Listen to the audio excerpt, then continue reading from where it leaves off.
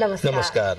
Nepal television समाचारमा स्वागत छ। म छहरा दबाडी र साथमा छु म गजुरधन राई। समाचारको सुरुमा प्रमुख समाचार।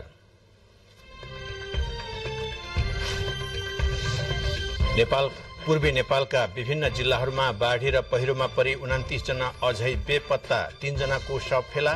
बेपत्ताको खोजी र उद्धार कार्य जारी। बाढी पहिरोबाट बेपत्ता नागरिकको खोजी, उद्धार एवं राहतमा सक्रियतापूर्वक लाग्न प्रधानमन्त्रीको निर्देशन। राहत र उद्धारबारे भौतिक पूर्वाधार मन्त्रीद्वारा सदनलाई जानकारी। प्रधानमन्त्री प्रचण्ड, नेताहरू माधव नेपाल, बाबुराम भट्टराई र नेत्र विक्रम चन्द विप्लवबीच समाजवादी मोर्चा गठन गर्ने सहमति। भोलि मोर्चाको औपचारिक घोषणा गरिने। देशका 47 जिल्लामा डेंगू संक्रमण। दाङमा झाडा पखालाले प्रकोपको रूप लिँदै स्वास्थ्य सावधानी अपनाउन आग्रह। प्रभावकारी कदम चाल्न विज्ञहरूको सरकारलाई सुझाव। अमेरिकी विदेश मन्त्री ब्लिंकेन चीनको बेजिङमा 2 दिने भ्रमणको सुरुमा चीनिया विदेश मन्त्री क्विन गाङसँग भेटवार्ता। र आईसीसी विश्वकप क्रिकेट छनौट अन्तर्गत आज भएको पहिलो खेलमा नेपाल पराजित, जिम्बाब्वे 8 विकेटले विजयी।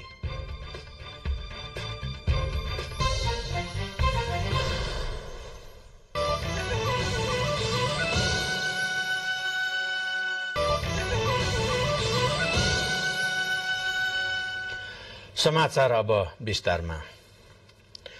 देशको कतै खडेरी, कतै अतिवृष्टि र कतै अनावृष्टि भइरहेको छ। यसैबीच अविरल वर्षासँगै आएको बाढी पहिरोमा परि 5 थर सङ्खुवा सभा र ताप्लेजुङमा 3 जनाको मृत्यु भएको छ भने 29 जना बेपत्ता भएका छन्। हिजोको बाढी पहिरोमा परि बेपत्ता भएकाहरूमध्ये 3 जनाको आज शव फेला पारिएको छ। बेपत्ताको खोजी र उद्धार कार्य जारी रहेको छ। यस वर्षको मनसुन सक्रिय भएको हप्ता दिन नपुग्दै देशको पूर्वी पहाडी क्षेत्रमा बाढी पहिरोमा परि ठूलो धनजनको क्षति भएको छ। बंगलादेश र भुटान हुँदै नेपालको पूर्वी पहाडी क्षेत्रबाट प्रवेश भएको मनसुनको सुरुवाती चरणमै पूर्वी पहाडी भूभागहरूमा क्षति भएको हो। शनिबार राति अविरल वर्षासँगै आएको बाढी पहिरोमा परि 5 थर सङ्खुवा सभा र ताप्लेजुङमा ठूलो जनधनको क्षति भएको हो। तमोर करिडोरमा पर्ने 5 थरको फिदिम नगरपालिका 4 र हिलिहाङ गाउँपालिका 7 जोड्ने मझिमीटार स्थित हेवाखोला पुल बगाउँदा ताप्लेजुङ जिल्ला यातायातको सम्पर्कबाट विच्छेद भएको हो। त्यससँगै मेची राजमार्ग पनि पूर्ण रूपमा अवरुद्ध भएको छ। बाढी पहिरोले 100 मिटर सड़क बगाएको छ भने विद्युत अवरुद्ध हुँदा जनजीवन कष्टकर बन्दै गएको छ। गृह मन्त्रालयले आइतबार आकस्मिक बैठक डाकेर उक्त स्थानमा हप्ता दिनभित्र तत्काल बेलिब्रिज हाल्नका लागि गृहमन्त्री नारायण काजी श्रेष्ठले निर्देशन दिनुभएको राष्ट्रिय विपद जोखिम न्यूनीकरण तथा व्यवस्थापन प्राधिकरणका प्रवक्ता ध्रुव बहादुर खड्काले जानकारी दिनुभयो। जहाँनिर यो बेपत्ता भएको अथवा जोखिम भएको अवस्था छ त्यहाँ बिहानैबाट जतिखेर यो कुरा थाहा भयो तत् समयमै प्रत्येक जिल्लामा हाम्रो चाहिँ उद्धारका लागि तालिम प्राप्त जनशक्ति अन्य रेगुलर ड्युटीमा नहटाएर चाहिँ स्टकिङ रूपमा चाहिँ राखिएको छ र त्यो जनशक्ति बिहानै त्यहाँबाट मुभ गर्यो अथवा त्यहाँबाट परिचालन भइसकेको र घटनास्थलमा पुगिसकेको छ। बाढी पहिरोमा परि घाइते तथा बेपत्ता भएकाहरूको सेना, प्रहरी र स्थानीयहरूले उद्धारसँगै खोजी कार्य जारी राखेका छन्। ताप्लेजुङ, 5 थर र सङ्खुवा सभा 3 जिल्लाका 3 दर्जन भन्दा धेरै घर पहिरोको उच्च जोखिममा रहेको प्राधिकरणले जनाएको छ। यद्यपि तमोर नदी किनारमा माथिबाट पहिरो झर्ने क्रम नरोकिँदा तटीय क्षेत्रका बासिन्दाहरूलाई स्थानान्तरण गर्न पनि समस्या भइरहेको प्राधिकरणको भनाइ छ।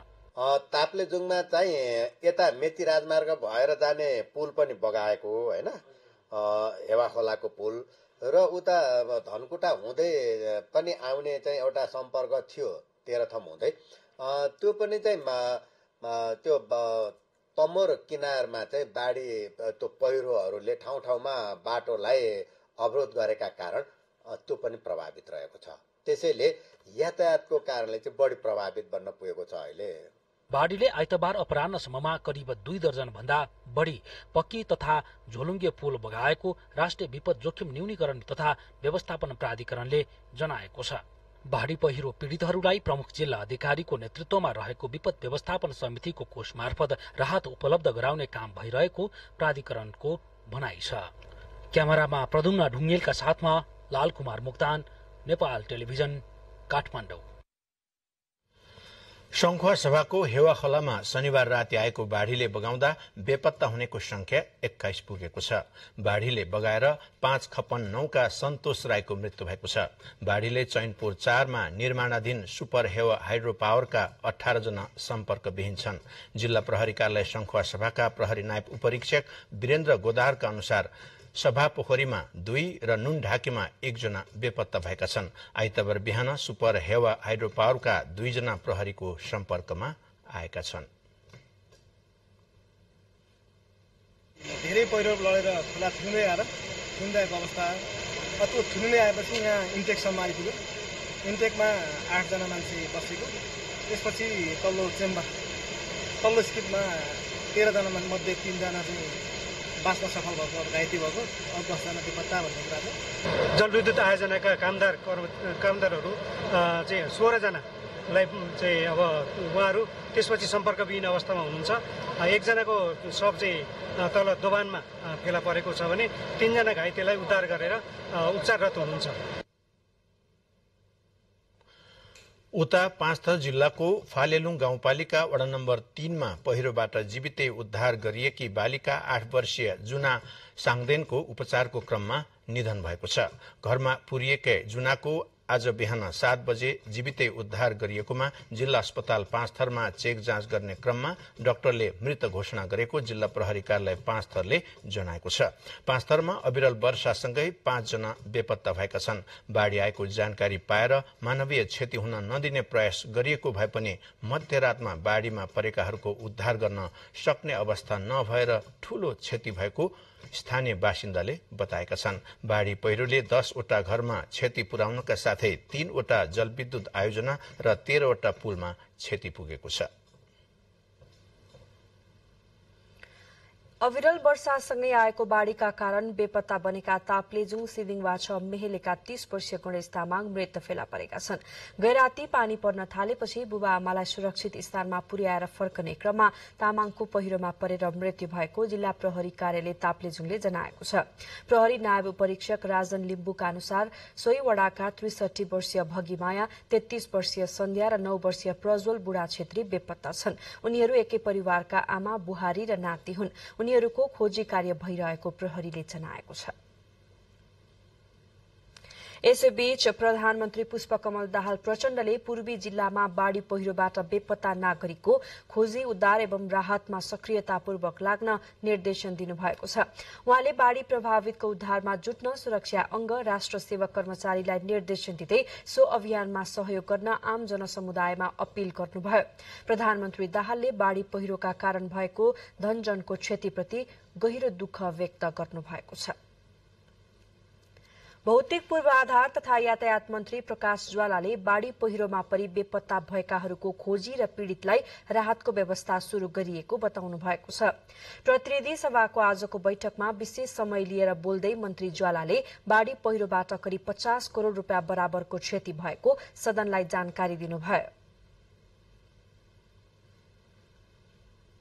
सरकारले बेपत्ता नागरिकहरूको उद्धारको निम्ति र संकटमा परेका बाढ़ी पहिरोबाट पीड़ित भएका व्यक्तिहरूको राहतको निम्ति, सहयोगको निम्ति तीव्र रूपमा काम अगाडि बढाइरहेको छ।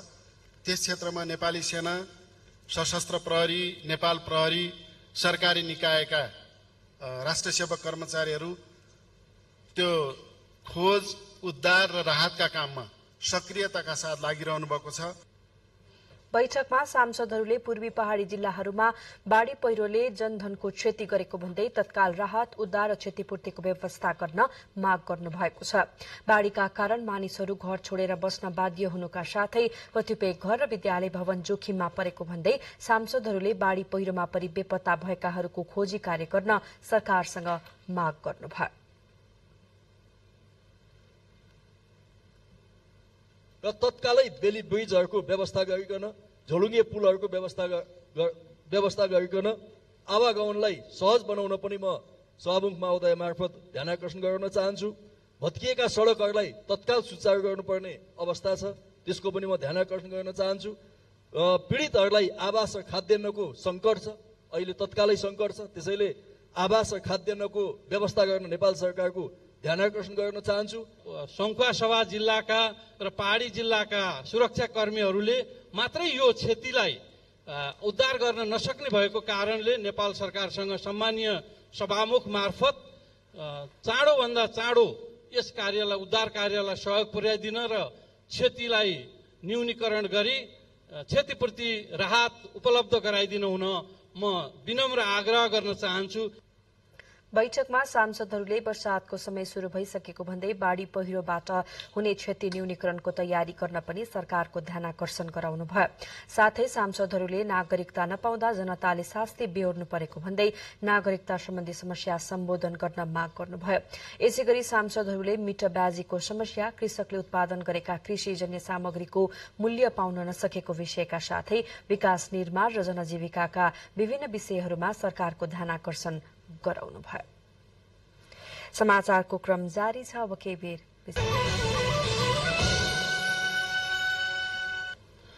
छोटो विश्रामपछि पुनः बाँकी प्रसंग। दलहरूबीच समाजवादी मोर्चा गठन गर्ने सहमति भएको छ। प्रधानमन्त्री निवास बालुवाटारमा आज बसेको नेकपा माओवादी केन्द्र, नेकपा एकीकृत समाजवादी, जनता समाजवादी पार्टी नेपाल र नेत्र विक्रम चन्द नेतृत्वको नेकपा लगायतका राजनीतिक दलले समाजवादी मोर्चा निर्माणमा सहमति जुटाएका हुन्। बैठकमा भोलि राष्ट्रिय सभागृहमा एक कार्यक्रम आयोजना गरी समाजवादी मोर्चा घोषणा गर्ने सहमति बनेको छ। बैठकमा समाजवादी मोर्चा गठनसँगै त्यसको न्यूनतम साझा कार्यक्रमका बारेमा आवश्यक सहमति जुटेको जनता समाजवादी पार्टी नेपालका नेता राजेन्द्र प्रसाद श्रेष्ठले जानकारी दिनुभएको छ। आज भएको शीर्ष नेताहरूको बैठकले मोर्चाको न्यूनतम साझा कार्यक्रम समेत तय गरेको र भोलि मोर्चाको आधिकारिक घोषणा गरिने जनाइएको छ। समाजवादी मोर्चा बनाउने प्रयास धेरै पहिलेदेखि भए पनि आजको बैठकले त्यसलाई औपचारिकता दिन सफल भएको नेताहरूले बताउनु भएको छ। यता जनता समाजवादी पार्टी नेपालका अध्यक्ष उपेन्द्र यादवले मध्य प्रदेशका 8वटै जिल्लामा हिन्दी भाषालाई सरकारी भाषाका रूपमा चलन चल्तीमा ल्याउनु पर्ने बताउनु भएको छ।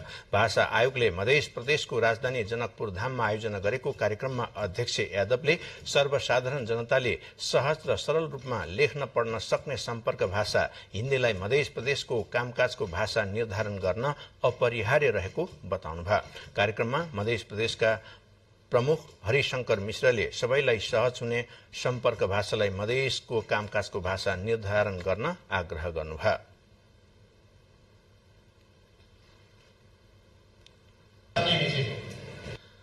भाषा आयोगका अध्यक्ष गोपाल ठाकुर र राजनीतिक दलका नेताहरूले सम्पर्क भाषालाई मध्य प्रदेशको कामकाजको भाषा निर्धारण गर्न उचित हुने विचार त्यस कार्यक्रममा व्यक्त गर्नुभयो। राजकीय कामकाज के रूप धारण नहीं करत तो कोई यहाँ के भाषा संस्कृति के विकास नहीं कर सकेगा। यता नेकपा एकता राष्ट्रिय अभियानका संयोजक वामदेव गौतमले आफूले चाहेको जस्तो व्यवस्थापन भए टीम सहित एमालेमा फर्किने बताउनु भएको छ। एमाले पार्टी कार्यालयमा एमाले अध्यक्ष केपी शर्मा ओलीसँग भेटवार्ता गर्दै गौतमले एकता राष्ट्रिय अभियानलाई एमालेसँग एकीकृत गराउने भूमिका खेल्न आफू तयार रहेको भन्दै यसका लागि एमालेले आवश्यक व्यवस्थापन गरिदिनुपर्ने बताउनु भएको हो। गौतमले पार्टीमा सबैभन्दा बढी जिम्मेवार प्राप्त नेता भन्दा कम जिम्मेवारी नदिन समेत आग्रह गरेको धारणा व्यक्त गर्नुभयो। भेटका क्रममा एमाले अध्यक्ष ओलीले पार्टीभित्र छलफल गरेर आवश्यक निष्कर्षमा पुगिने बताउनु भएको थियो। मसित छ त्यो ल्याएर मैले एमालेमा एकीकृत गराइदिन्छु म सहित। यसलाई कसरी व्यवस्थापन गर्नुहुन्छ तपाईले व्यवस्थापन गर्नुस्, सोध्नुहुन्छ भने सोध्नुस्। मलाई कुनै पनि नेताको सबभन्दा ठुलो जिम्मेवारी कसको छ त्यो भन्दा कम जिम्मेवारी पाउने गरी मेरो जिम्मेवारी नदिनु होला। मलाई चाहिँ पुरै बिहान उठेदेखि राति सुत्दासम्मको अवधिमा मैले काम गर्न पाउनुपर्छ, त्यस्तो किसिमको जिम्मेवारी दिनुस् भनेर भनेको छु। चालू आर्थिक वर्षमा मात्रै 22,000 भन्दा बढ़ी उजुरी परेको अख्तियार दुरूपयोग अनुसन्धान आयोगले जानकारी दिएको छ। आज राष्ट्रिय सरोकार तथा समन्वय समितिको बैठकमा आयोगका सचिव रामेश्वर दंगालले सो तथ्याङ्क पेश गर्नु भएको हो, जसमा 12,592 उजुरी फर्च्युट भएको छ भने 230 वटा पुनरावेदन दर्ता गराएको सचिव दंगालले जानकारी दिनुभयो। समितिले अख्तियार दुरूपयोग अनुसन्धान आयोगबाट भएका काम कारवाहीहरू, प्रमुख सवाल तथा समस्या, आयोगका सिफारिश कार्यान्वयनको अवस्था, भावी कार्ययोजना र समितिसँगको अपेक्षा साथै सहकार्यका क्षेत्रका विषयमा छलफल चलाएको थियो। छलफलकै क्रममा आयोगका प्रमुख आयुक्त प्रेम कुमार राईले काम नगर्नेलाई सम्मान र गर्नेलाई दण्ड दिने प्रवृत्तिका कारण भ्रष्टाचार मौलाउँदै गएको बताउनुभयो। बढेको छ। आफ्नै कर्मचारी आफ्नै उसमा त काम नगर्दाखेरि हामी हेर्दैनौँ। काम नगरे कर्मचारी पुरस्कृत हुन्छ, काम गर्ने कर्मचारी दण्डित हुन्छ। यो खालको प्रवृत्ति छ नेपालमा अहिले भइरहेको छ। रियलमा काम गर्नेले सही गिरेको हुन्छ, काम नगरेको गिरेकै आउँदैन। जो मान्छे यहाँ कोचिङ पढाउन जान्छन् दिनभरि हल्लिएर आउँछ, हाजिर गर्छ बिहान बेलुका, उसलाई कसैले क्वेसन गर्दैन, उसको त सही पनि गिरेको हुँदैन। जो मरिमरि काम गर्छ त्यसको सही गिरेको हुन्छ, त्यसैले गाली खान्छ, त्यही कारबाहीमा पर्छ। समितिका सभापति दिलकुमारी रावल थापाले बैठकको क्रममा उठेका सवालहरूको थप छलफल गर्नुपर्ने बताउँदै सो विषयमा प्रधानमन्त्री तथा मन्त्री परिषद कार्यालयलाई तत्काल निर्देशन दिने जानकारी दिनुभयो। राष्ट्रिय गौरवका आयोजनाहरू समयमै सम्पन्न गर्न दिगो विकास तथा सुशासन समितिले कार्ययोजना तयार पारी काम अघि बढाउन प्रधानमन्त्री तथा मन्त्री परिषदको कार्यालयलाई निर्देशन दिएको छ।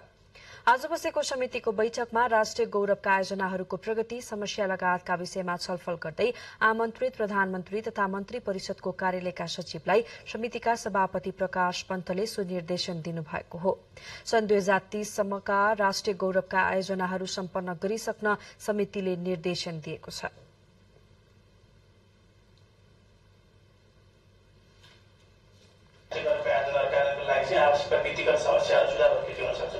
त्यो तहगत मन्त्रालयगत कुन हुन सक्छ र समन्वयका आधार के हुन सक्छ, स्थानीय तहसित कसरी काम गरे, प्रदेशसित कसरी काम गरे, प्रधानमन्त्रीको नेतृत्वमा एउटा समिति पनि छ, अरू विषयगत समितिहरू पनि छ, तिनलाई पनि यो विषयमा कसरी एक्टिभ गराउन सकिन्छ, यी विषयहरूमा एउटा सानो केही हजुरहरूले एउटा कार्ययोजना तयारै गर्न चाहिँ मैले चाहिँ विशेष अनुरोध गर्न चाहन्छु। प्रधानमन्त्री तथा मन्त्री परिषद कार्यालयका सचिव मणिराम गेलालका अनुसार 24वटा राष्ट्रिय गौरवका आयोजनाहरूमध्ये हालसम्म 4वटा मात्रै सम्पन्न भएको छ। 80% भन्दा बढ़ी 6वटा योजनाको काम सम्पन्न भएको उहाँको भनाइ छ। ती योजनाहरू अघि बढ़ाउँदा सबैभन्दा बढ़ी जग्गा अधिग्रहण र मूल्याङ्कनमा समस्या र निर्माणको मोडालिटी तय नभएका कारण समस्या पर्ने गरेको पनि उहाँले बताउनुभयो। संचार तथा सूचना प्रविधि मन्त्रालयले हिन्दी चलचित्र आदि पुरुषमा उल्लेखित केही शब्दावलीका विषयमा गम्भीर ध्यानाकर्षण भएको जनाएको छ। मन्त्रालयका सहायक प्रवक्ता विशाल सापकोटाले आज विज्ञप्ति जारी गर्नुहुँदै नेपालको राष्ट्रिय विभूति जानकीलाई भारतीय छोरीको रूपमा प्रस्तुत गरिएको संवादको विषयमा ध्यानाकर्षण भएको उल्लेख गर्नुभएको हो। हिन्दी भाषाको कथानक चलचित्र आदि पुरुषमा जानकीलाई भारतीय छोरीको रूपमा प्रस्तुत भएको संवादमा सो शब्दलाई हटाई जाँचपास प्रमाणपत्र दिई सार्वजनिक प्रदर्शन गर्न अनुमति प्रदान गरिएको विज्ञप्तिमा उल्लेख छ। नेपालको सेन्सर बोर्डबाट प्रदर्शन अनुमति प्रदान गर्नु पूर्व नै हटाउन लगाइसकिएको सो संवादका सम्बन्धमा पछिल्लो समयमा विभिन्न संचार माध्यम तथा सरकारवालाहरूबाट जनाइएका आपत्तिका विषयमा समेत मन्त्रालयको गम्भीर ध्यानाकर्षण भएको संचार मन्त्रालयद्वारा जारी विज्ञप्तिमा उल्लेख गरिएको छ। समाचारको क्रम अझै जारी छ, फेरि केही बेर विश्राम। पुनः बाँकी प्रसंग। गर्मी बढेसँगै डेंगूको संक्रमण दर अत्याधिक बढ़न सक्ने अनुमान चिकित्सकहरूले गरेका छन्। गत वर्ष असार दोस्रो हप्तादेखि संक्रमणको दर बढ़ेको र यस वर्ष झन जाडो महिनामा समेत संक्रमण दर नघटेकाले डेंगू बढ़न सक्ने अनुमान विज्ञहरूले गरेका हुन्। संक्रमण नियन्त्रणका लागि सरकारले सञ्चालन गरेको अभियान प्रभावकारी हुन नसकेको सम्बद्ध व्यक्तिहरूको गुनासो छ। सरकारले हरेक हप्ताको शुक्रबार बिहान 10:30 बजे 10 मिनट डेंगू नियन्त्रणका लागि भनेर आफ्ना कार्यालय वरपर सरसफाई अभियान थालेको छ। सबै सरकारी तथा सार्वजनिक कार्यालयहरूले आफ्नो कार्यालय हाताभित्र र वरपर सबै कर्मचारी सहभागी भई सरसफाई अभियान अनिवार्य सञ्चालन गर्न स्वास्थ्य तथा जनसंख्या मन्त्रालयले निर्देशन गरिसकेको छ। तर अधिकांश कार्यालयले भने यो निर्देशन पालना गरेको पाइँदैन। अभियानमा आम सर्वसाधारण, निजी क्षेत्र र सरकारवाला सबै व्यक्ति एवं निकायहरूलाई सहभागिता, सहजीकरण एवं समन्वयका लागि मन्त्रालयले आग्रह गरेको भए पनि फट्टफुट्ट मात्र यो काम भएको छ। त्यसैगरी यस वर्ष देशभरका सबै पालिकाहरूमा पनि डेंगू नियन्त्रणको लागि कदम चालिने भनिएको भए पनि खासै प्रभावकारी रूपले काम हुन सकेको छैन। यो वर्ष हामी अलिक बढी चाहिँ प्रोएक्टिभ रूपमा अगाडि बढेका छौं। जुनसुकै पालिका होस्, त्यो पालिकाको वडा किन नहोस्, त्यहाँ जहाँ केस देखिएको छ त्यो केस देखिएको पालिकाको सम्बन्धित वडासम्मलाई पनि हामीले पत्राचार गरेका छौं। यस वर्ष मात्र देशका 47 भन्दा बढी जिल्लामा डेंगू संक्रमण फैलिरहेको छ। इपिडेमियोलोजी तथा रोग नियन्त्रण महाशाखाका अनुसार फागुनदेखि हालसम्म करिब 800 जना डेंगू संक्रमित फेला परिसकेका छन्। गत वर्ष पनि असार दोस्रो हप्तादेखि संक्रमण अत्याधिक बढेकोले यस वर्ष पनि बढ्न सक्ने अनुमान चिकित्सकको छ। जाडो मौसममा पनि डेंगू शून्य नहुनुले जाडो महिनामा लामखुट्टेले प्रशस्त मात्रामा अण्डा पारिरहेको, त्यही अण्डाबाट नयाँ लामखुट्टेहरू थपिने चिकित्सक बताउँछन्। यसैगरी एउटै मान्छेलाई पटक पटक डेंगू संक्रमण हुँदा झन बढी जोखिम हुने भनाई बिकेको छ। प्रजातिको हुन्छ डेंगू भाइरस 1 2 3 1 2 3 4 गरेर हुन्छ। एउटा प्रजाति लगाएपछि जिन्दगीभर त्यो प्रजातिको लाग्दैन, तर बाँकी 3टा प्रजातिले लाग्न सक्छ। त्यो 3टा प्रजातिमा पनि डेंगू लागेको कम्तीमा 2-3 महिना चाहिँ अरू प्रजातिले लाग्दैन, तर 2-3 महिनापछि बिस्तारै अरू प्रजातिको लाग्ने डर हुन्छ।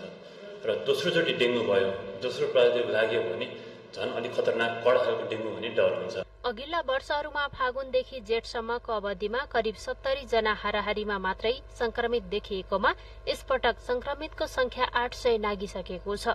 त्यसैले डेंगूलाई हेलचेक्राइ नगर्न चिकित्सकहरूको सुझाव छ। क्यामेरामा प्रद्युम्न मिश्रको साथमा दुर्गा खड्का, नेपाल टेलिभिजन। डेंगू संक्रमणको बढ्दो दर रहेको बखत दाङको तुलसीपुर स्थित पवन नगरमा झाडा पखालाको प्रकोप फैलिएको छ। तुलसीपुर उपमहानगरपालिका वडा नम्बर 1 र 2 को सुनपुर, डबरी, भमके, कुइरेपानी, पोटली, मनिकापुर गाउँमा हैजा फैलिएको स्थानीय डम्बर बहादुर गिरीले जानकारी दिनुभएको हो। गाउँलेहरूले 12 मौजा र काला पैरा मूलको पानी खाँदा झाडा पखाला लागेको गिरीको भनाइ छ।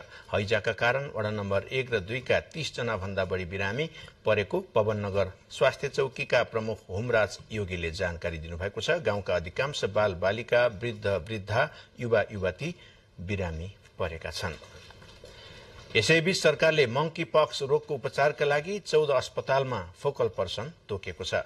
नेपालमा पहिलो पटक मंकी पक्स भाइरसबाट हुने एमपक्स रोग पुष्टि भएसँगै 14 अस्पतालमा फोकल पर्सन तोकिएको हो। यो रोग संक्रमित व्यक्ति वा संक्रमित पशुसँगको सम्पर्कमा आउँदा घाउ खटिरा, शरीरबाट निस्केको तरल पदार्थ, थुक र्यालको माध्यमबाट सर्ने चिकित्सकहरूको भनाइ छ। यो रोग लाग्दा सामान्यतया ज्वरो सुरु भएको 1 देखि 3 दिन भित्रमा छाला, अनुहार, हत्केला र पैतालामा डाबर देखा पर्ने भएकाले रोगको शंका लाग्न साथ स्वास्थ्य सावधानी अपनाउन र उचित सरसल्लाह लिन मन्त्रालयले कल सेन्टर 1115 वा 1133 मा सम्पर्क गरी परामर्श लिन हुन सबैसँग अनुरोध गरेको छ।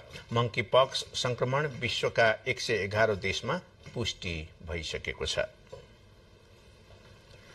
नेपाल विद्युत प्राधिकरणका कार्यकारी निर्देशक कुलमान घिसिङले प्राधिकरणको प्रणालीमा समस्या आएका कारण नियमित विद्युत आपूर्तिमा समस्या भएको बताउनु भएको छ। गर्मीको समय भएकाले तराईका जिल्लामा बिजुलीको माग बढ़ी हुँदा प्राधिकरणको सिस्टमले धान्न नसकेपछि समस्या आएको कार्यकारी निर्देशक घिसिङको भनाइ छ। केही दिन यता काठमाडौँ लगायतका विभिन्न स्थानमा बिजुली जाने समस्या देखिएपछि सामाजिक सञ्जालमा प्राधिकरणको विरोध भइरहेको थियो। आन्तरिक रूपमा खपत हुने बिजुली कटौती गरेर भारतलाई गरेको भन्दै आलोचना भएपछि पत्रकार सम्मेलन गरेर गर्मी बढेपछि प्रणालीमा चाप परेकाले गुणस्तरीय बिजुली दिन समस्या भएको उहाँले बताउनुभयो। यही ठाउँमा एसी देखि लिएर फ्यान देखि लिएर धेरै गराइसी लोड पनि बढेको कारणले यो सिस्टममा आउने समस्या सँगसँगै वितरण लाइनहरूमा पनि ठाउँ ठाउँमा ट्रान्सफर्मरहरू ओभरलोड भएर तत्काल फेर्नुपर्ने अवस्था, ट्रान्सफर्मरहरू पड्किने अवस्था र ट्रान्सफर्मर जडान गर्दा पनि धेरै ठाउँमा चाहिँ आम जनसमुदायको घर घर अगाडि ट्रान्सफर्मर राख्न पनि धेरै ठाउँमा समस्याहरू उत्पन्न हुँदा पनि केही समस्याहरू भएको देखिन्छ। गत वर्ष पनि यस्तै प्रकारको समस्या देखिएको थियो र प्राधिकरणले स्पष्टीकरण दिएको थियो। भइरहवाको उखरमाउलो गर्मी, त्यही उखरमाउलो गर्मीमा अनियमित विद्युत कटौती। अत्यधिक गर्मी र अनियमित विद्युत कटौतीका कारण त्यहाँका नागरिकहरू दिनमा घरभित्र सहज रूपमा बस्न सकिरहेका छैनन्। रातमा राम्रोसँग सुत्न समेत पाएका छैनन्। विगत 1 महिनादेखि भैरहवामा तापक्रम उच्च छ। पछिल्लो 10 दिन यता त भैरहवा लगायतका क्षेत्रमा 42 डिग्री माथि तापक्रम रहेको छ। गर्मीले छटपटाएका स्थानीय नागरिकलाई नेपाल विद्युत प्राधिकरणको अनियमित विद्युत कटौतीले झनै आजित बनाएको छ। अत्याधिक गर्मीका कारण जनजीवन नै अस्तव्यस्त भइरहेका बेला अनियमित रूपमा विद्युत कटौती भएपछि भैरहवाका स्थानीय विद्युत प्राधिकरण कार्यालयमा पुगेर आक्रोश पोखेका छन्। प्रचण्ड गर्मीको समयमा पटक पटक विद्युत कटौती हुँदा अत्यन्तै मारमा परेको आम नागरिकले गुनासो गरेका छन्। विद्युत कटौतीका कारण दिनमा घरभित्र बस्न तथा रातमा सहज रूपमा सुत्न नसकिने अवस्था रहेको उनीहरूको भनाइ छ। 45 डिग्रीसम्म चाहिँ गर्मीमा पटक पटक लाइन गएर शास्ति भइरहेछ। यो अति भयो, यो चाहिँ न पानी पर्छ न बिजुली देख्छ। अब यो प्रचण्ड गर्मीको अवस्था छ, त्यसपछि हाम्रो यो बिजुली जाने विद्युत जाने जतिखेर पनि 5 मिनट 2 मिनटमा विद्युत गएको गई गरिरहेछ। दैनिक रूपमा 50औं पटक जाने आउने गरेको अनियमित विद्युतका कारण घरमा रहेका विद्युतीय सामग्री बिग्रिने गरेको तथा भोल्टेज अपडाउनको समस्याले विद्युत महसुल समेत अप्रत्याशित रूपमा उठ्ने गरेको स्थानीयको भनाइ छ। लाइन झ्याप्प आउने झ्याप्प जाने भएपछि त आउने तेरो मार्न। आइतबार नेपाल विद्युत प्राधिकरण भैरहवा वितरण केन्द्र पुगेका वैदिक सनातन धर्म सेवा समिति सिद्धार्थनगरको टोलीसहित स्थानीयले अनियमित कटौती रोक्न माग गरेका छन्। नेपाललाई लोड सेडिङ मुक्त घोषणा गरिए पनि पटक पटक विद्युत कटौती किन गरिन्छ भन्दै उनीहरूले प्राधिकरणलाई प्रश्न गरेका छन्। नेपाल विद्युत प्राधिकरण भैरहवा वितरण केन्द्रका प्रमुख इन्जिनियर सञ्जय कुमार मिश्रले अनियमित रूपमा भएको विद्युत कटौतीको समस्या समाधानका लागि लागि परेको आश्वासन दिनुभयो। सिस्टमको प्रब्लम थियो कि सिस्टमले गर्दा गइरहेको थियो। सिस्टम भनेको मतलब हाम्रो यो हामी 33,000 ग्राहक हो। सिस्टम भनेको 1,32,000 भोल्टको ग्राहक कुरा हो कि 1,32,000 भोल्टबाट गइरहेको थियो। गर्मीको मारमा परेका नागरिकलाई नियमित विद्युतको व्यवस्था गरेर सरकारले अभिभावकीय भूमिका निर्वाह गर्नुपर्ने देखिन्छ। दीपक घिमिरे, नेपाल टेलिभिजन, लुम्बिनी प्रदेश, रूपन्देही। मूल्य नपाएको भन्दै किसानहरूले गोलभेडा सड़कमै फ्याँकेका छन्। काठमाडौँ उपत्यकाभित्रका किसानहरूले कालीमाटी तरकारी बजारको सड़कमा विरोध स्वरूप गोलभेडा फ्याँकेका हुन्। उपत्यकाभित्रका किसानहरूले गोलभेडा सड़कमा फ्याँकेका छन्। आइतबार कालीमाटी तरकारी बजारमा किसानहरूले उत्पादन गरेका 30,000 किलो गोलभेडा विरोध स्वरूप सड़कमा फ्याँकेका हुन्। किसानहरूले उत्पादनको लागत समेत नपाएको गुनासो गर्दै बाध्य भएर सरकारलाई दबाव स्वरूप गोलभेडा सड़कमा फ्याँक्नु परेको बताएका छन्। अहिले किसानले गोलभेडाको मूल्य प्रति किलो 3 देखि 4 रुपैयाँसम्म मात्रै पाउने गरेका छन् भने बजारमा 20 देखि 30 रुपैयाँ प्रति किलो पर्ने गरेको छ। यो सिजन गोलभेडा उत्पादनमा वृद्धि भएका कारण किसानहरूले मूल्य नपाएको भन्दै सड़कमा फ्याँकेका कालीमाटी फलफूल तथा तरकारी बजार विकास समितिले जनाएको छ। किसानहरूको माग सम्बोधनका लागि पहल भइरहेको समितिको भनाइ छ। विशेष गरेर चाहिँ यो टनेलमा उत्पादन हुने हाम्रो लोकल गोलभेडाहरूको चाहिँ खपतको स्थिति चाहिँ कमजोर देखियो र साथसाथै मूल्य कमजोर भएको कारणले गर्दाखेरि मूल्य स्थिति पनि तल खस्कियो र यसमा चाहिँ किसानहरूको लागत सामान्य लागत पनि उठ्न नसक्ने अवस्था देखियो। त्यसले गर्दाखेरि चाहिँ अब यो चाहिँ अब विरोध स्वरूप सम्भवतः किसानहरूले चाहिँ केही गोलभेडाहरू चाहिँ सडकमा फ्यालेको चाहिँ देखिएको छ। यसैगरी किसानहरूले उत्पादनको लागत मूल्य समेत नपाएका कारण बाध्य भएर गोलभेडा सडकमा फ्याँक्नु परेको बताएका छन्। मूल्य नपाउँदा ढुवानी समेतको खर्च नउठेको किसानको भनाइ छ। किसानले पनि उत्पादन गरेका चिज पनि बाहिर तपाईको चाहिँ निर्यात गर्ने बादमा चाहिँ राज्य पक्षबाट चाहिँ चाहे भारत हो चाहे अन्य तपाईँ खाडी मुलुक हो त्यो त्यहाँ पठाउन सक्यो भने अझै उत्पादन बढाउन सकिन्थ्यो। बजारको पनि समस्या कम हुन्थ्यो, हल हुन्थ्यो भन्ने हाम्रो माग त्यति मात्रै हो। कालीमाटीमा दैनिक 60 देखि 70 टन गोलभेडा खपत हुने गरेको छ। नेपालमा यो सिजनमा दैनिक 90 देखि 110 टन भन्दा बढी गोलभेडा उत्पादन हुने गरेको छ। बजारमा अहिले उपभोक्ताले प्रति किलो 20 देखि 30 रुपैयाँसम्म खरिद गरिरहेका छन् भने किसानले प्रति किलो 4 रुपैयाँसम्म मात्रै पाउने गरेका छन्। क्यामेरामा सुरेन्द्र आचार्यका साथ पवन वर्षा शाह, नेपाल टेलिभिजन, काठमाडौँ। बुलेटिनको क्रममा प्रमुख समाचार फेरि एकपटक।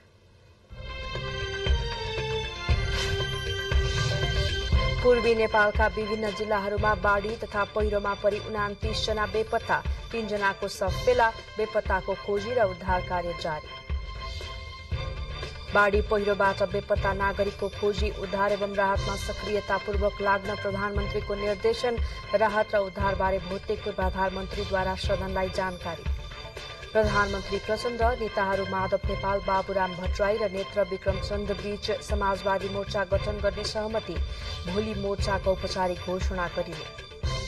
देशका 47 जिल्लामा डेंगू संक्रमण, दाङमा झाडा पखलाले प्रकोपको रूप लिँदै स्वास्थ्य सावधानी अपनाउन आग्रह। अमेरिकी विदेश मन्त्री ब्लिंकेन चीनको बेजिङमा 2 दिने भ्रमणको शुरूमा चिनिया विदेश मन्त्री क्विन गाङसँग भेटवार्ता। र आईसीसी विश्वकप क्रिकेट छनौट अन्तर्गत आज भएको पहिलो खेलमा नेपाल पराजित, जिम्बाब्वे 8 विकेटले विजयी।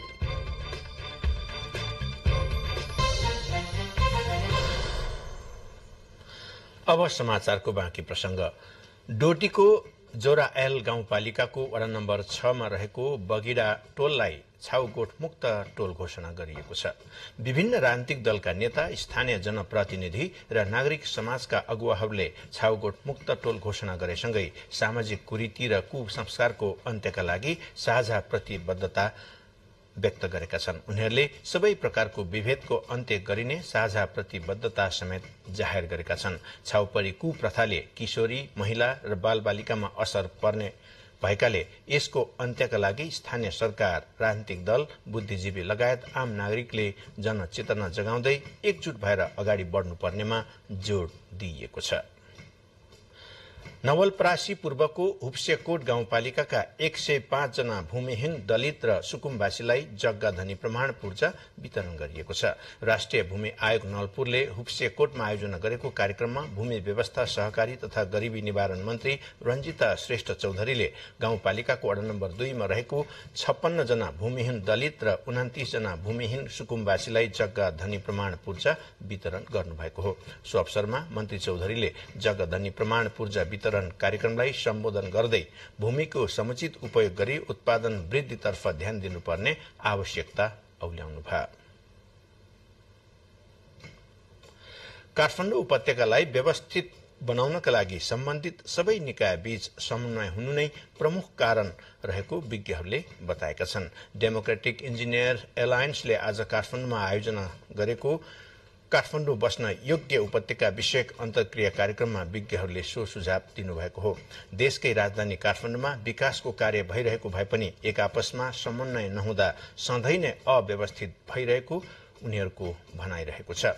अधिकांश शहरमा उत्पादन गर्नुभन्दा पनि खपत बढी भएकाले शहरीकरणमा समेत असर पुगेकोले दीर्घकालीन समाधान निकाल्नु पर्नेमा विज्ञहरूले जोड़ दिनुभयो।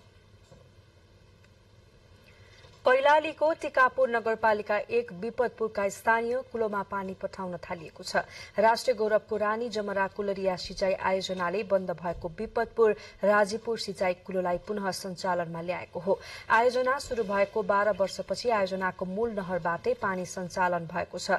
आयोजनाले मूल नहरबाट पठाएको पानी शाखा उपशाखा नहुँदै किसानको खेतमा पुगेपछि किसानहरू खुशी भएका छन्। किसानले शाखा नहरमा पानी पुगेपछि विधिपूर्वक पूजा गरेर नहर सञ्चालन गरेका छन्। आर्थिक वर्ष 2067-68 देखि निर्माण शुरू भएको सो आयोजनाले यसअघि मूल नहरको परीक्षण गरे पनि सञ्चालनमा ल्याउन सकेको थिएन। हाल कुलोमा पठाइएको पानीले 14,300 हेक्टर जमिनमा सिंचाई हुनेछ। चितवन राष्ट्रिय निकुञ्जमा छाडिएको पुष्पा र अञ्जली नामका 2वटा गैंडा गाउँमै फर्कन थालेपछि गाउँलेको सुरक्षामा समस्या भएको छ। चितवनको सौराहामा रहेको राष्ट्रिय प्रकृति संरक्षण कोषमा हुर्केका पुष्पा र अञ्जलीलाई प्राकृतिक वासस्थानमा छाडिएको थियो। पुष्पा अञ्जली चितवन राष्ट्रिय निकुञ्जमा माउ गैंडाबाट छुट्टिएर एक्लो अवस्थामा भेटिएको दुर्लभ एक सिंगे बच्चा गैंडाहरू हुन्। बच्चाहरू हुर्कदै जाने क्रममा गाउँमा जाने र मानवीय क्षति पुर्याउने सम्भावना हुँदा प्राकृतिक वासस्थानमा लगेर छोडिएको थियो। केही दिन जंगलमै रमाएका पुष्पा र अञ्जली अहिले निकुञ्जको सिमानामा रहेको पटिहानीमा आउने गरेको गाउँलेहरूले बताएका छन्। पुष्पा 3 वर्ष 4 महिना र अञ्जली 2 वर्ष 1 महिना उमेरका रहेका छन्। अब एउटा अन्तर्राष्ट्रिय प्रसंग अमेरिकी विदेश मन्त्री एन्टोनी ब्लिंकन चीन पुग्नु भएको छ। चीनिया बेलुनलाई लिएर तनाव भएको झण्डै 5 महिनापछि आज अमेरिकी विदेश मन्त्री ब्लिंकनको पहिलो चीन भ्रमण भएको हो। ब्लिंकनले चीनिया अधिकारीहरूसँगको 2 दिने वार्ताको शुरूमा बेजिङमा चीनिया विदेश मन्त्री क्विन गाङसँग भेट्नु भएको छ। करिब 5 वर्षमा अमेरिकी कूटनीतिज्ञले गरेको यो पहिलो चीन भ्रमण हो। अमेरिकी अधिकारीहरूले वार्ताको मुख्य लक्ष्य अत्यन्तै तनावपूर्ण भएको सम्बन्धलाई स्थिर बनाउनु रहेको बताएका छन्। यसैगरी अमेरिकी आकाशमा एक संदिग्ध चीनिया जासुसी बेलुनको उडानपछि करिब 5 महिना अघि ब्लिंकनको भ्रमण स्थगित भएको थियो। अमेरिकी अधिकारीहरूले सो भ्रमणको उद्देश्य उच्च स्तरीय वार्ताका ढोकाहरूलाई पुनः खोल्नु र बेलुन उडाइएको घटनापछि तनावपूर्ण बनेको सम्बन्धलाई स्थिर राख्नु रहेको बताएका छन्। बाँकी समाचार एकैछिनपछि।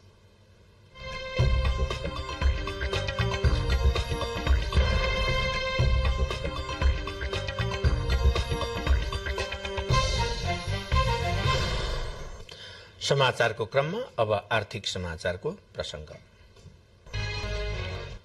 सांसदहरूले संघीय निजामती ऐन ल्याउन सरकारलाई सुझाव दिनुभएको छ। प्रतिनिधि सभाको आजको बैठकमा सामान्य प्रशासन मन्त्रालय अन्तर्गत विनियोजन शीर्षक माथिको छलफलमा भाग लिने क्रममा सांसदहरूले निजामती ऐन ल्याउन सुझाव दिनुभएको हो। उहाँहरूले लामो समयदेखि ऐन आउन नसक्दा संघीयता कार्यान्वयनमा समेत समस्या आएको बताउनु भएको थियो। ऐनको अभावकै कारण 3 तहगत रूपमा कर्मचारी परिचालनमा समस्या आएको सांसदहरूको भनाइ थियो। त्यस्तै स्वास्थ्य तथा जनसंख्या मन्त्रालयको विनियोजन शीर्षक माथिको छलफलमा सांसदहरूले स्वास्थ्य क्षेत्रलाई संविधानको मौलिक अधिकारमा व्यवस्था गरिए पनि आम नागरिकले गुणस्तरीय स्वास्थ्य सेवा प्राप्त गर्न नसकेको गुनासो गर्नुभयो।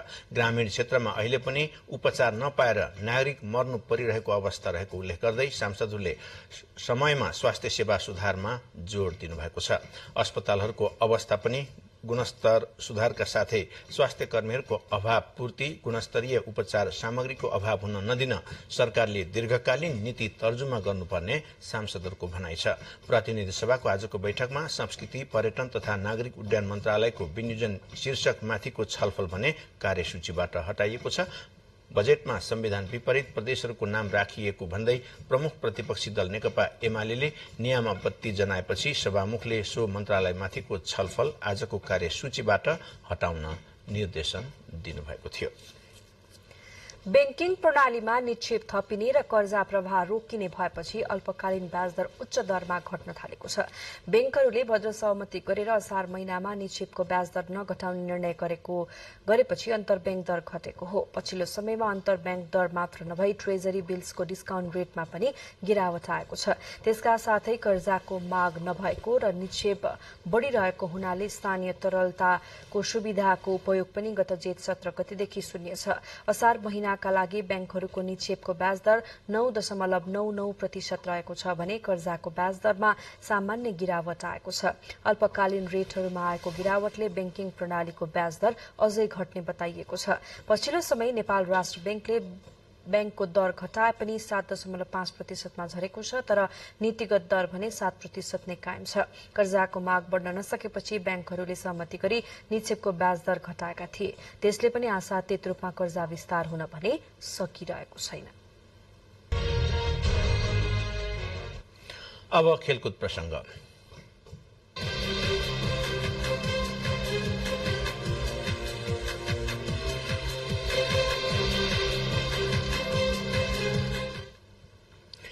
विश्वकप क्रिकेट छनौटमा नेपाल जिम्बाब्वेसँग 8 विकेटले पराजित भएको छ। नेपाली ब्याटर्सहरूले राम्रो प्रदर्शन गर्दै जिम्बाब्वेलाई 291 रनको लक्ष्य दिए पनि हरारेको मैदानमा नेपाली बलरहरू घरेलु टोली जिम्बाब्वेलाई रोक्न असफल भएका छन्। 291 रनको लक्ष्य जिम्बाब्वेले 2 विकेट गुमाउँदै 44.1 ओभरमा भेट्टाएको छ। उसका लागि क्रेग इर्विन र सेन विलियम्सले दुवै शतकीय खेलेका थिए। वेस्ली मरेभरे 32 तथा जोएलर्ड गम्बी 25 रनमा आउट भएका थिए। हरारेमा टस जितेर पहिलो ब्याटिङ रोजेको नेपालले 50 ओभरमा 8 विकेट गुमाउँदै एक दिवसीय क्रिकेटमा आफ्नो तेस्रो ठूलो योगफल 290 रन बनाएको थियो। जिम्बाब्वे विरुद्ध ओपनर्सद्वय कुशल भुर्तेल र आसिफ शेखले 171 रनको कीर्तिमानी साझेदारी गरेका थिए। कुशल एक दिवसीय अन्तर्राष्ट्रियमा दोस्रो शतक बनाउन 1 रनले चुकेका छन्। जिम्बाब्वेका वेलिङटन मसाकाण्डले कुशललाई 79 रनमा बोल्ड आउट गरेका थिए। 95 बल खेलेका उनले 13 चौका र 2 छक्का प्रहार गरेका छन्। अर्का ओपनर आसिफ शेख 100 बलमा 7 चौका सहित 66 रनमा आउट भएका थिए। तेस्रो विकेटका लागि कुशल मल्ल र रोहित पौडेलले 67 रनको साझेदारी गरे। कुशल मल्ल 41 तथा रोहित कुमार पौडेल 31 रनमा आउट भएका थिए। गुलशन झा 13 रन, आसिफ शेख 10 तथा दिपेन्द्र सिंह ऐरी 6 रनमा आउट भएका थिए भने भीम सार्कीले खाता नै खोल्न सकेनन्। करण केसी 2 तथा सोमपाल कामी खाता नै नखोली नक आउट रहे। युवा तथा खेलकुद मन्त्री दिगबहादुर लिम्बुले पोखरालाई खेलकुदको महत्वपूर्ण केन्द्र बनाउन आफूले आवश्यक पहल गर्ने बताउनु भएको छ। पोखरा रंगशालामा रहेका विभिन्न भौतिक संरचना र खेलकुद सम्बन्धी कामबारे जानकारी लिनुहुँदै मन्त्री लिम्बुले गण्डकी प्रदेशका खेलाड़ी, प्रशिक्षक र खेल कर्मचारीको मनोबल उच्च बनाएर पोखरालाई खेलकुदको हब बनाउन कुनै कसर बाँकी नराख्ने बताउनुभयो। मन्त्री लिम्बुले पोखरामा गण्डकी प्रदेशमा अन्य जिल्ला भन्दा प्रतिभाशाली खेलाड़ी भएकाले उनीहरूको प्रतिभाको कदर गर्दै नयाँ खेलाड़ी उत्पादनमा जोड़ दिइने बताउनुभयो। चीनमा हुने एशियन खेलकुदका लागि बक्सिङ खेलका 13 जना खेलाड़ी छनौट भएका छन्। सातो बाटो स्थित बक्सिङ हलमा आयोजित अन्तिम खेल छनौट प्रतियोगितामा 6 महिला र 7 पुरुष गरी 13 खेलाड़ी अन्तिम खेलमा प्रतिस्पर्धा गरी छनौट भएका हुन्। महिलातर्फ सुषमा तामाङ, मिनु गुरुङ, संगीता सुनार, चन्द्रकला थापा र विनिता थापा मगर र सरस्वती राणा मगर छनौट भएका छन्। यस्तै पुरुषतर्फ रविन थापा, बुद्ध लामा, भूपेन्द्र थापा मगर, दिपेश लामा, दीपक श्रेष्ठ, दीपक सुनुवा र आशिष तुवाडी प्रतिस्पर्धामा छनौट भएका छन्। खेलाड़ीलाई नेपालका साथै भारतका प्रशिक्षक शिव सिंह मार्फत प्रशिक्षण गराइरहेको नेपाल बक्सिङ संघका अध्यक्ष राम अवालीले जानकारी दिनुभयो।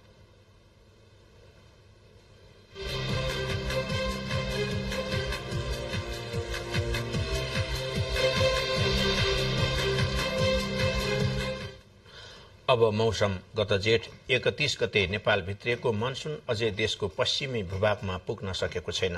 सामान्यतया नेपालमा मनसुन प्रवेश गरेको 4 देखि 5 दिनको अवधिमा देशको पश्चिमसम्म पुग्ने भए पनि यसपटक त्यसो हुन सकिरहेको छैन।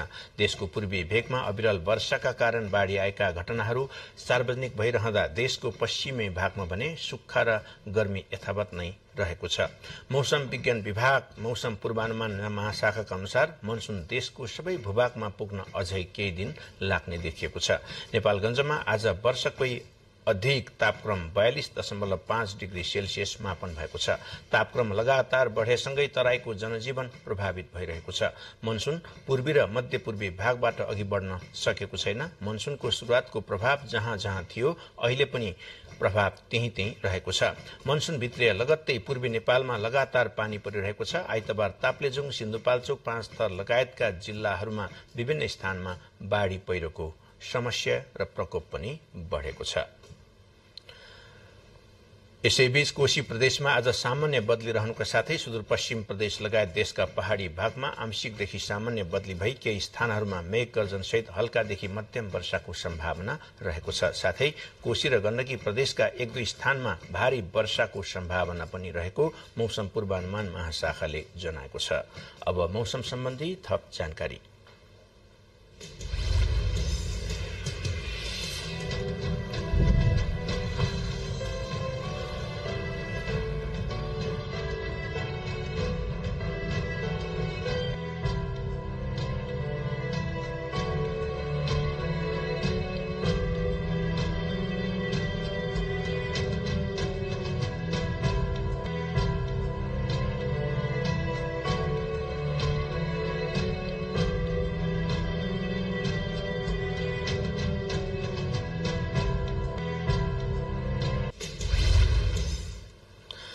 मौसम सम्बन्धी यिनै विवरणहरूसहित हामी बुलेटिनको अन्त्यमा आइपुगेका छौं र अन्त्यमा प्रमुख समाचार फेरि एकपटक। पूर्वी नेपालका विभिन्न जिल्लाहरूमा बाढ़ी र पहिरोमा परि 29 जना अझै बेपत्ता, 3 जनाको शव फेला। बेपत्ताको खोजी र उद्धार कार्य जारी। बाढी पहिरोबाट बेपत्ता नागरिकको खोजी उद्धार एवं राहतमा सक्रियतापूर्वक लाग्न प्रधानमन्त्रीको निर्देशन। राहत र उद्धारबारे भौतिक पूर्वाधार मन्त्रीद्वारा सदनलाई जानकारी।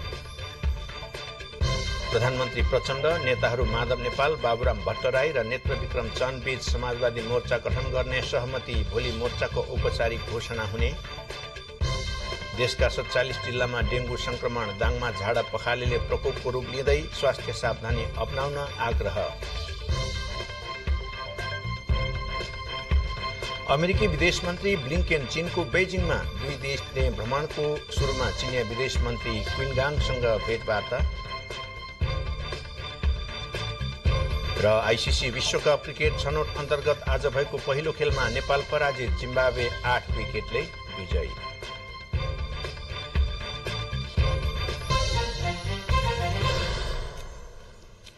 हस्त राति 8 बजेको समाचार सकियो। हामी सबै आगे चाहन्छौं। नमस्कार।